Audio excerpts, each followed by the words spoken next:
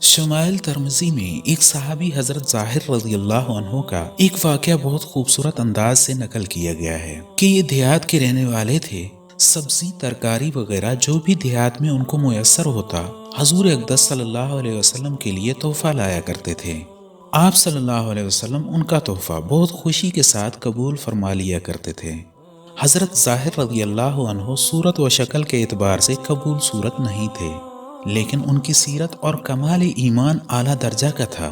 جب یہ حضور اقدس صلی اللہ علیہ وسلم کے پاس سے دیہات واپس جاتے تو آپ صلی اللہ علیہ وسلم بھی ان کو کچھ تحفے تحائف دیا کرتے تھے۔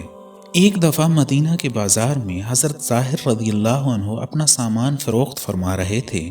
حضور اقدس صلی اللہ علیہ وسلم نے چپکے سے پیچھے سے آ کر اچانک ان کی آنکھوں کو بند کر کے دبا لیا۔ اب ان کو تو نظر نہیں آیا اور معلوم بھی نہیں کہ کون ہے۔ ان کے ذہن میں یہ بات تھی کہ عام لوگوں میں سے کوئی ہے۔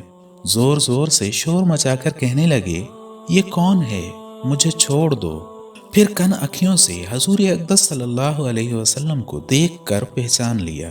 جب حضور اقدس صلی اللہ علیہ وسلم کو پہچان لیا تو بجائے چھوڑ دو کہنے کے اپنی پیٹھ کو حضور اقدس صلی اللہ علیہ وسلم کے سینے سے چپکا دیا کہ محبوب حقیقی کے سینے سے میرے بدن کا لگ جانا خیر و برکت ہے۔